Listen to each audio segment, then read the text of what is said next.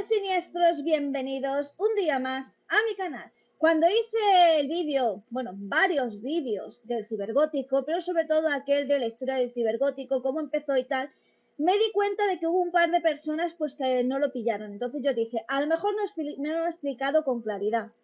Básicamente porque al tener que hablar de la evolución del cibergótico, sus subestilos y etcétera, pues es verdad que a lo mejor no te centras tantísimo en el Rivihead, el Cybergot y cómo ambos tuvieron pues esa conexión y esos inicios y cómo, cómo ambos subestilos evolucionaron a uno solo. Sin hacer esta introducción más larga, vamos a comenzar, pero antes recuerda, me gusta, comparte, suscríbete. Hazte miembro del canal a partir de 1,99, disfrutarás de contenido exclusivo, no solo vídeos, sino que hay un servidor en Discord donde te pondré pues vídeos, películas, series, de todo para que tú estés bien informado sobre no solo la subcultura gótica, sino el mundo de terror, paranormal, el punk, el emo, etcétera. Bastantes cosas, así que te lo recomiendo. Pero también me puedes dar un súper gracias, que es un corazón con el símbolo del dólar, para que tengas un detalle con esta creadora.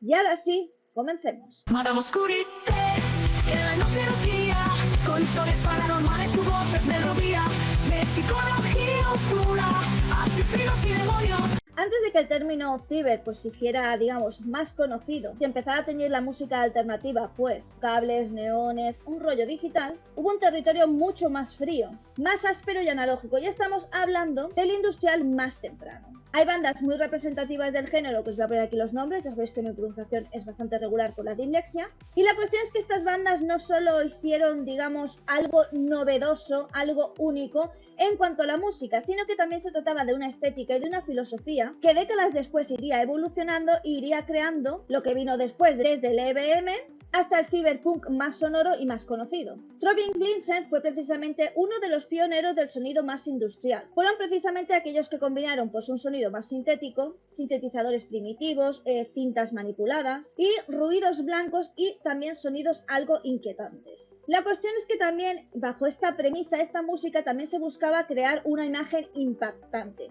De hecho se mezclaban cosas tan fuertes como a lo mejor simbología nazi, canibalismo, imágenes bélicas e inclusive cierta pornografía. Tenemos a SPK, que por su lado lo que más destacaría sería precisamente que estaba lleno de percusiones metálicas, feedback abrasivo y donde podías ver que había una atmósfera siempre como de hospitales, ¿no? Donde podíamos ver que se representaba comúnmente pues aquellas enfermedades como la locura, la deshumanización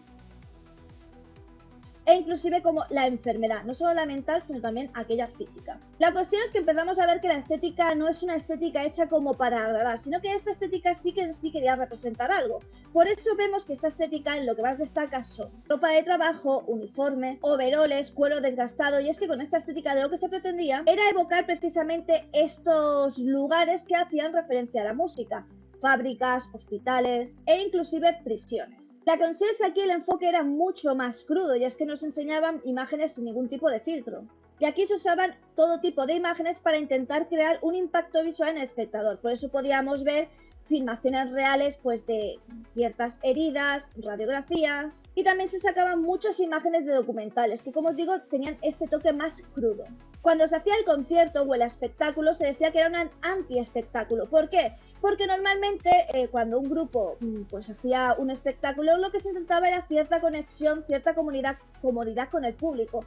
Pero ellos buscaban justamente lo contrario. Usando luces frías y una ausencia total de carisma, lo que creaban era incomodidad en la persona que estaba viendo el espectáculo. Y también muchas veces todo esto se acompañaba con proyecciones algo perturbadoras que, como os digo, provocaban que la persona en sí no estuviera a lo mejor tan pendiente de lo que era la banda en sí, sino de lo que la banda quería transmitir. La primera ola del industrial, que es el Rivihead, ya estaba obsesionado con todo lo que la tecnología podía causarle a la humanidad. El control social, la despersonalización e inclusive la manipulación mediática que se podía llevar a cabo eran grandes temas que preocupaban precisamente a esta primera ola de los industriales. Por eso ellos querían crear como esta mirada distópica que nos hacía un poco abrir la puerta a lo que podía venir. Para eso no dudaban de usar todo tipo pues de artilugios, no solo visuales, sino sonoros, que pusieran a disposición de la persona pues precisamente el concepto que se quería, digamos, ensalzar. El EBM y el electroindustrial lo que hacía era poner todo este tono con un rollo más bailable. El cyberpunk musical lo que hacía era precisamente crear este malestar de cara al futuro. Y en cuanto a la estética del cybergoth, lo que hacía era crear todo esto con una estética que tuviera un color un poco llamativo para que se viera precisamente esta idea de un mundo mecanizado, pero con este color que a ti te hiciera, ¿sabes?, como reaccionar y que te llamara bastante la atención.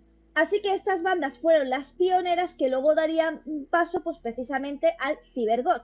Por eso se dice que el Rivithead proviene del, o sea, el cybergoth proviene del Rivithead, porque digamos que fue como la primera puerta, la primera visión que daría paso a mucho más. De hecho, la estética del Rivithead nos puede hacer darnos cuenta de cómo a partir de ahí se pasó a una estética más marcial, más físico y sobre todo más enfocada a la funcionalidad. Pero sobre todo lo que no hacía era perder esta carga social o esta carga política que se heredaba de la primera ola industrial. Ya sabéis que dentro del gótico, pues precisamente hay olas, como es el caso de los rockers y en este caso Rivithead o cybergoth, que sí van enfocados a una, digamos, idea política o idea social, según como lo queramos enfocar, ¿vale? Porque si, por ejemplo, en el mundo, digamos, en esa zona, la idea política primordial no fuera afín a esta, pues sí que es verdad que ellos se opondrían para que lo fuera, ¿vale? Siempre va un poco en contexto a lo que rige en ese momento el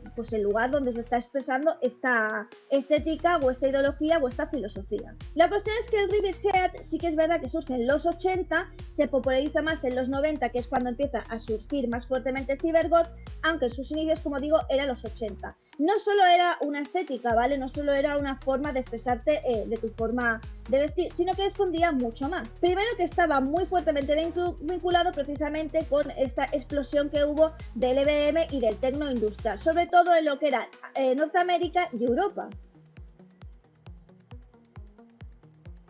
También la actitud era como muy combativa y la verdad es que había cierto desprecio en cuanto al proceso de industrialización y lo que se estaba por venir. Ya sabéis que a partir de los 80-90 se empezaba a ver digitalmente, industrialmente lo que estaba por venir. Hubo ahí un cambio que fue precisamente lo que provocó que ocurrieran estos dos subestilos. Aquí había un mensaje que era un poco mezcla, ¿no? Entre que te gustaba la estética, que muchas veces mezclaba lo militar, fábrica, trabajo, etcétera, mezclado también con una estética como de combate, de lucha, y al mismo tiempo había una crítica social detrás. Como os digo, en el caso del Rivithead, que daría después paso al cybergoth, la estética era más funcional que otra cosa. Aquí teníamos botas que estaban destinadas a resistir una barbaridad porque en su mayoría de casos eran botas que se usaban para medios de trabajo, por lo que tenían, por ejemplo, la punta de acero y aquello era indestructible, como que dice. La ropa de trabajo con estos pantalones cargo, con las tiras reflectantes y con los parches eran muy cómodos, a la vez que funcionales y a la vez que representaban todo lo que querían con este subestilo. También le llamaban equipo táctico, ya sabéis, cinturones con ciertas herramientas o cinturones de combate que se suelen llamar. Por supuesto, también se llevaban chalecos, guantes sin dedos, no los mitones que son hasta aquí, sino el guante sin dedo, que es algo que está más representado dentro del trabajo, la caza, etc. Y en el caso del Rivithead, lo que más destacaban eran los colores del camuflaje, es decir, negro, gris, verde oliva, y los accesorios iban desde gafas militares hasta máscaras de gas, que esto se hacía más que nada para provocar un cierto impacto visual y que pillaras el concepto de industrialización y contaminación. Es decir, algo así como el daño que podía causar una cosa junto a la otra. La cuestión es que el EBM era la música, algo así como la banda sonora del Rivithead. Era algo así como la rudeza más industrial con los beats más bailables. También tenía como mucha energía, porque si os fijáis el baile era como muy repetitivo pero muy energético. Y la cuestión es que, digamos que la herencia, que luego saldría de aquí el cybergoth, pues vendría con el EBM y también con Agrotech. La cuestión es que el Rivithead no deja de ser una figura clave dentro de lo que sería la historia de la industrialización y esta cara oculta que quería representar precisamente este subestilo dentro de la subcultura gótica. Como os digo, el Rivithead, que posteriormente se transformaría en el cybergoth, lo que hacía era que tener como esta estética más agresiva, más dura. No solo se mostraba, como os digo, la estética, sino también la ideología e inclusive la forma de bailar. La cuestión es que el cybergoth no nació algo así como de la nada, sino que nació precisamente a través de su padre, que era el Rivithead. Ya sabéis que normalmente muchos subestilos, muchas cosas van evolucionando y al final se quedan con una cosa y desechan otra. ¿Qué ocurrió? ¿El Rivithead sigue existiendo? Sí, hay gente genuinamente que solo sigue siendo puramente Rivithead, pero son muy pocos. La mayoría de los Rivithead mutaron, evolucionaron al Cybergoth. Y es que lo que ocurrió fue precisamente que hubo como un choque, ¿no? De repente nos encontramos con el Rave y nos encontramos con los Rivithead, y entonces fusionan este gusto por lo industrial, por este tipo de fiestas, y nace el cibergótico. La cuestión es que su base es la base del cibergótico es la base del Rivithead, en cuanto a la crudeza visual y la mentalidad de resistencia urbana. La influencia Rave tuvo que ver con estos colores más llamativos, que lo que hacían era darle un toque más lúdico y quitarle, digamos, cierto peso, pero no en cuanto a filosofía, sino en cuanto a forma de vivirlo y de verlo. La cuestión es que lo que pretendía en cierta manera el Cybergoth era algo así como una fantasía distópica, que podía ser fantasía cuando tú vieras realmente la estética, pero que detrás escondía esta verdadera preocupación por la despersonalización del ser humano, por la digitalización, el mundo de internet, etc. Hubo algunos cambios, como os digo, estéticos clave, entre ellos precisamente los colores, pero también hubo pues el tema del cabello, ¿no? Que se añadieron pues estas extensiones que podían ser cables, podían ser rasta, muchas veces eran mechones de vinilo, otras veces eran tubos PVC, en fin. Sabéis, como siempre tenían ciertos toques que de hecho son cosas que se sacan de las fábricas. Y también se le añadió algo pues un poco más no estilizado, como podrían ser por ejemplo los corsés. También se añadieron los pantalones de PVC y cierta estética robótica que se podía ver por ejemplo en las botas que se llevaban, que muchas veces parecían anclajes metálicos que podían llevar pues las piernas de un robot. La cuestión es que el punto de partida de ambas estéticas fue el EBM. Como os digo, el Cybergoth dio un paso más, una vuelta de tuerca, como todo estilo que tiene que evolucionar, y evolucionó con el paso de la década. Así en los 90 empezó a triunfar pues fuertemente bandas como VN Nation, Wapojima Berserk, que sí que tienen un rollo mucho más futurista, y que ellos consiguieron suavizar en cierta manera el EBM dándole como este rollo más espiritual. Así al final hay un equilibrio entre la forma más agresiva de lo que quieres expresar en cuanto a, digamos, el daño que puede hacer la industrialización, la digitalización y lo que es todo lo cibernético, junto con un toque más suave, que es lo que le da el Cybergoth, pues para que se vuelva esto un movimiento más espiritual, más introspectivo y que encaje un poco más, digamos, con la ideología que tenía la subcultura gótica. Pero os vuelvo a repetir, hay gente que es Rivithead, porque como sabéis la subcultura gótica en general es apolítica, no representa ningún movimiento social, etcétera, pero hay góticos que dentro de ello, pues por supuesto que de manera individual se pueden sentir atraídos por un movimiento u otro, y en este caso los Rivithead, como os digo, junto con los cibergóticos, tienen como esa preocupación por la contaminación, por la industrialización, por las tecnologías, etc. Y muchas veces, a través de su estética, crean este futuro distópico donde creen que se pueden dar ciertas cosas. Hay muchísima gente que no entiende el cibergótico y la mayoría piensan que es algo así como un cosplay futurista. También hay mucha gente que cree que simplemente es una estética para llamar la atención. Piensan que no tienen algo así como música propia, cuando es totalmente falsa, porque el EBM, Agrotech, Turopop o el electroindustrial son precisamente los estilos musicales, géneros musicales que entran dentro precisamente de estas ramas.